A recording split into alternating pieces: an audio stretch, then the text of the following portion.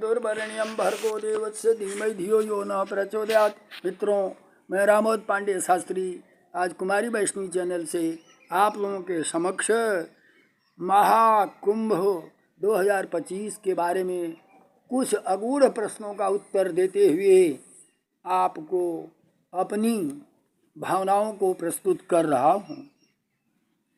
29 जनवरी 2025 के भगदड़ के पश्चात हम सभी को महाकुंभ स्नान करने के लिए उत्प्रेरित करते हुए वहां जाने की सलाह देंगे और उन्हें अपनी बातों को समझाते हुए दो बातें मुख्य रूप से बताएंगे। पहली बात यह है कि लगभग 10 करोड़ की भीड़ में हादसा हुआ, लेकिन बड़े हादसे से बचा हुआ सरकार द्वारा किए गए व्यवस्था की सक्रियता के कारण यह हादसा लघु स्तर पर होकर शीघ्र ही नियंत्रित कर लिया गया एवं शीघ्र घायलों के लिए राहत कार्य एवं बचाव कार्य किया गया। दूसरी बातें मैं आपको पौराणिक कथा से इसी प्रमाणिकता देना चाहूँगा। मनुष्य की मृत्यु का स्वरूप, स्थान एवं विधाएं सब कुछ निश्चित होती है, जिसे एक पौराणिक उदाहरण से मैं सिद्ध करना चाहूँगा। एक बार की बात है, गरुण देव की माता जी अपने घर पर थीं, अति वृद्ध थीं। भगवान विष्णु और ब्रह्मा ये दोनों उस रास्ते से गुजर रहे थे। माता को प्रणाम किया और प्रणाम करके ठाका देकर हंसने लगे। माँ को बड़ी क्रोध हुई। माँ ने कहा, ये सब हमको तो प्रतिदिन प्रणाम करते थे, आज प्रणाम करके क्यों हंस रहे हैं? ब्रह्मा और विष्णु ये दोनों अपने लोक चले गए। गरुण देव के आते ही माता ने अपनी उलाहना प्रस्तुत किया। गरुड़ ने कहा, माँ आप चलो मेरे साथ, भगवान विष्णु एवं ब्रह्मा जी से इसके बारे में पूछें। माँ को गरुड़ ने अपने पास बैठा लिया और लेकर के चल दिए। विष्णु लोक पहुँचते ही कुछ दूर पर एक पीपल का पेड़ था। माँ को पीपल के पेड़ के नीचे रोक करके गरुड़ जी विष्णु भगवान के पास पहुँचे। विष्णु जी ने कहा, अरे गरुड़, दौड़ो उस पीपल के नीचे, माँ को तुमने बैठा के आया है। वहाँ एक पीपल की सूखी डाल टूट गई है और वो गिर गई और माँ का प्राणांत हो गया है। इसी को जान करके तो हम माँ को प्रणाम करने के पश्चात हंसने लगे कि माँ की मृत्यु का समय एकदम करीब आ गया है और माँ के मृत्यु का स्थान बहुत दूर है। इतना ही नहीं, उसकी विधाएं पीपल के उस वृक्ष की डाल से टूटने से मरने वाली है माँ, तो कैसे पहुँचेगी? संजोग की बात है, तुम आए और इस संजोग सुयोग को आपने बैठा दिया।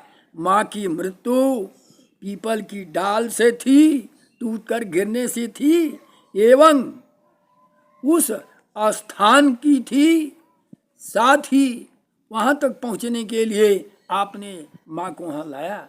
मित्रों, इस जीवन का एक क्षण भी निश्चितता नहीं है कि हमारी मृत्यु कब अपनी गोदी में सुला लेगी। हाँ, अपने को बचत करनी चाहिए। मृत्यु एक विश्राम स्थल है, निर्भय स्वागत करो मृत्यु का, मृत्यु एक विश्राम स्थल है। हमें अपने कार्य को करना है और प्रकृति सत्ता का जो निश्चयन होगा, प्रकृति अपना काम करेगी, हम अपना काम करेंगे। इसलिए मित्रों, कभी भी अप्रत्याशित घटनाओं के होने पर हमको दुख या कष्ट का अनुभव नहीं करना चाहिए।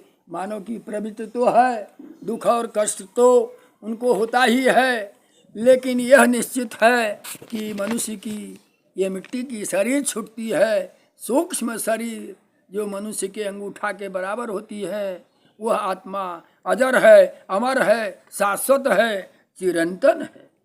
मित्रों, इस समस्त चीज़ों को बताने के पश्चात एक बात मेरे मन में आती है कि वास्तव में अमृत स्नान या शाही स्नान का जो नामांकन किया गया है आपके महाकुंभ में, ये 5 अमृत स्नान है। पहला अमृत स्नान मकर राशि में संक्रांति के दिन 14 जनवरी 2025 को है, और दूसरा मौनी अमावस्या 29 जनवरी को, और तीसरा अमृत स्नान बसंत पंचमी 3 फरवरी को है, और चौथा अमृत स्नान 12 फरवरी माघ पूर्णिमा को है। 5वां महाशिवरात्रि 26 फरवरी 2025 को है। मैं आपको बताना चाहूँगा 144 वर्ष के बाद मकर राशि में संक्रांति का प्रवेश माघ मास के प्रतिपदा को हुआ। वास्तव में यह ज्योतिष शास्त्र की गतिविधियां हैं, जिसके कारण 144 वर्ष के बाद ही माघ के पहले दिन से ही यह पुण्य मास आता है, और मकर में संक्रांति के प्रवेश के समय अति पवित्र एवं शुभ ग्रह नक्षत्र के विशेष संयोग के कारण इसमें का स्नान अमृत स्नान कहलाता है। दूसरा स्नान मौनी अमावस्या को है। मौनी अमावस्या जैसा कि नाम है, व्यक्ति मौन होकर के जल में स्नान करता है और जितना संभव हो उतनी देर तक मौन रह करके अपनी वृत्तियों को नियंत्रित करता है। मौनी अमावस्या हमारे भारतवर्ष का अति पवित्र स्थल है, अति पवित्र तिथि है, और इस मौनी अमावस्या का अमृत स्नान अतीव लाभकारी शुभकारी है। बसंत पंचमी एक पवित्र हमारा त्यौहार है। इस पंचमी के दिन गंगा में पवित्र स्थल पर स्नान करके हम अपने को मुक्ति एवं पापों का प्रक्षालन करते हैं। पूर्णिमा का दिन माघ पूर्णिमा 12 फरवरी को जो है, ये माघ पूर्णिमा वास्तव में अति पवित्र तिथि है, और इस तिथि को स्नान करने से जो अच्छे नक्षत्र ग्रह का संयोग है हमें पूर्ण फलदायी मिलेंगे। अंतिम आपकी महाशिवरात्रि जो 26 फरवरी 2025 को है, ये 26 फरवरी 2025 को शिवरात्रि भगवान शंकर को स्नान कराना और स्वयं स्नान करना। हम आप जानते हैं जलधारा शिवः प्रियः ब्रह्मा प्रियः मधुरः निद्रा प्रियः विष्णु। भगवान विष्णु को निद्रा प्रिय है, शंकर भगवान को जल की धारा प्रिय है, एवं ब्रह्मा को मधुरता प्रिय है, मीठा प्रिय।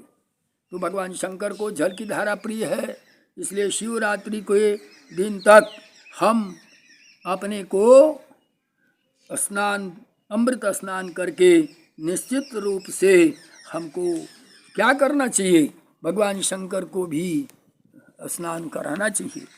एक चीज़ मैं आपको बताऊंगा कि मोक्ष एवं सभी पापों से छुटकारा पाने के लिए महाकुंभ में स्नान अवश्य करना चाहिए।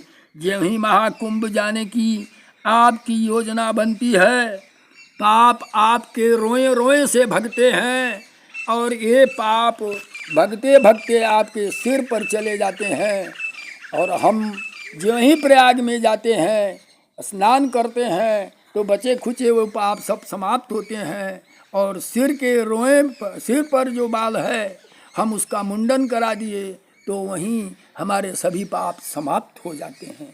शास्त्रों की एक युक्ति है, गया पिंडे काशी शिंडे प्रयागे मुंडे अति शुभे, अर्थात गया में पिंडदान देना आपके पितृ अति प्रसन्न होते हैं और शुभ है।